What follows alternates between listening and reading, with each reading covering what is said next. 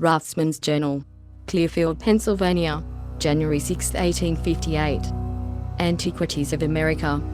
Throughout the center, length and breadth of the country, washed as it is by the waters of two mighty oceans, and abounding in natural resources, enormous beyond what is possible to conceive, we find much to admire in the aspect and beauty of nature, and whether we travel from the distant shores of Maine and New Brunswick to the golden lands of California, and the shores of the Great Pacific, or from the bright crystal lakes of Minnesota to the orange groves of Florida, we behold throughout the immense extent, the features of nature, grand and beautiful in every form and aspect. The mineralogist, the geologist, the naturalist, the botanist, and even the antiquarian, all have a rich field here.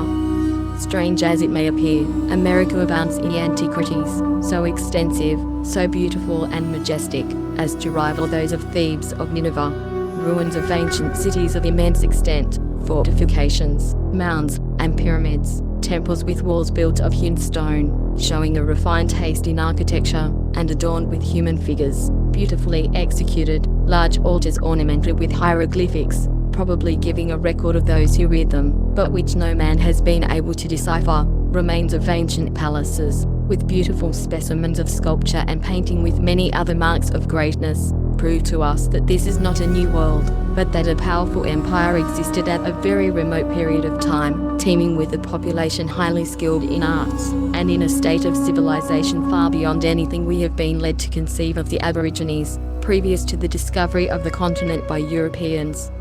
The Antiquities of America extend from the eastern shores of Maine and Massachusetts to the Pacific, and from the Great Lakes and British Dominions to Puff and La Plata in South America. In fact, throughout the extent of the continents, immense forests grow over the ruins of large cities, and the gigantic size of the trees, which indications that other generations of trees sprung up and grew before them, proves that the ruins were in existence before the Christian era. In every portion of the United States interesting ruins have been found, sculptured figures of 100 animals of different species, executed in a style far surpassing the Indians.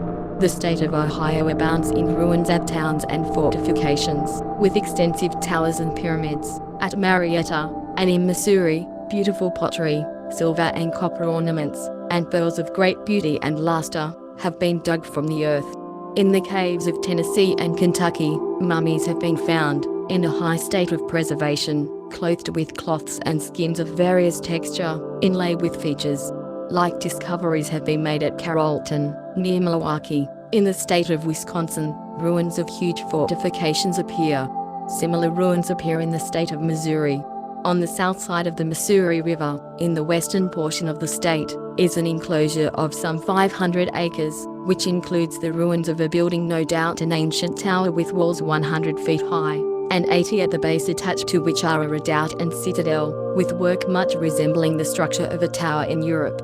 But it is in the south of Mexico that magnificent and beautiful ruins present themselves in abundance. Ruins of majestic cities and magnificent temples and altars with beautiful works of sculpture tastefully wrought, palaces adorned with paintings, colors chiefly sky blue and light green, which show by their richness and elegance to be the work of highly cultivated people. Those ruins, majestic and beautiful in appearance, but overgrown with thick forests of mahogany and cedar of immense dimensions and great age, prove to the world that a great empire teemed with an immense population, a people skilled in mechanical arts, and in an advanced state of cultivation. The most extensive ruins are to be found at Uxmal and Palenque, in the southeast of Mexico. As usual are immense pyramids coated with stone, and quadrangular stone edifices and terraces. The height of one of these pyramids is 180 feet, and on the summit is supported a temple. On one of the facades of the temple are 4 human figures, cut into stone, with great exactness and elegance. The hands are crossed upon the breast, the head is covered with something like a helmet, about the neck is a garment of the skin of the alligator, and over each body is a figure of a death's head and bones. At Palenque, a city of great extent, are immense ruins, with the remains of a royal palace.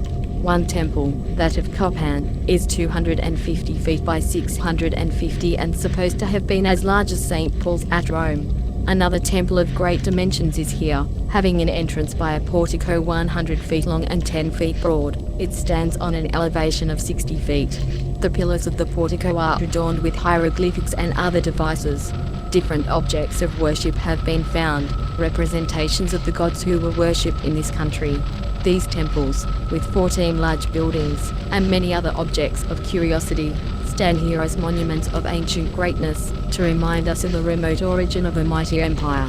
The city has been called the Thebes of America, and travelers have supposed that it must have been 60 miles in circumference and contained a population of 3 million souls.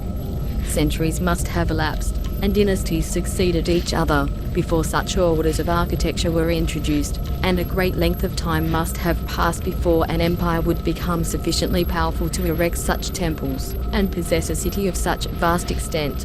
In looking back to the past, we feel interested in the imagination that this people, in the noonday of glory, enjoyed all the fruits and luxuries of an advanced civilization. But when we hold these ruins, a melancholy reflection must at once seize our minds.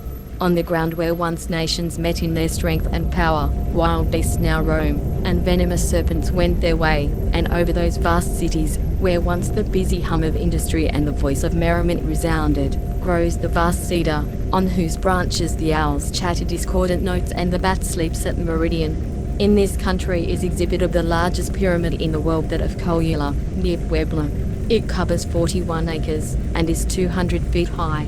On its summit was a temple, and in the interior has been discovered a vault, roofed with beams of wood, containing skeleton and idols. Several smaller pyramids surrounded this large one. It appears to have been formed by cutting a hill into an artificial shape. Its dimensions are immense, being nearly 3 miles in circumference, and about 400 feet high. It is divided into terraces and slopes, covered with platforms, stages, and bastions elevated one above the other, and are formed with large stones skillfully cut and joined without cement. In some respects the style of architecture resembles the Gothic, being massive and durable, while in other respects it resembles the Egyptian, yet the general construction, manner, and style of architecture is different from anything hitherto described in the world. In Egypt, hieroglyphics on stone denote remarkable events which no one has yet been able to decipher. A dark shade rests on the Antiquities of America, and few rays of light enliven the gloom. We have ancient history to inform us of the events of Egypt, how that empire was founded, and how it prospered and fell. We have the same record at Babylon, Nineveh, Greece, Rome, and Carthage, but not the least information have we in relation to those who erected these cities, what people, whence they came, not a ray of light to dispel the gloom which seems to rest on the earliest history of America. Architecture, sculpture, painting, and all the arts that adorn civilized life have flourished in this country at a period far from remote. There is evidence sufficient to prove that these cities were in ruins at least 16 or 1800 years ago. In Palancar the remains of an altar, over which grows the immense cedar, whose powerful roots enshrine it. The whole city is overgrown with mahogany and cedar trees of enormous size. The concentric circles of these trees, the well-known cycles for a year, have been counted, which showed that they were more than 800 years old, and there were indications of another generation of trees having sprung up before them. How few reflection on the fact that America is an old dominion, the seat of an ancient mighty empire. These facts are opening themselves every day to the eyes of the astonished world. It is to be hoped that the spirit of inquiry, which seems at present to animate all classes of learned men, may throw light on the early history of this remarkable reign.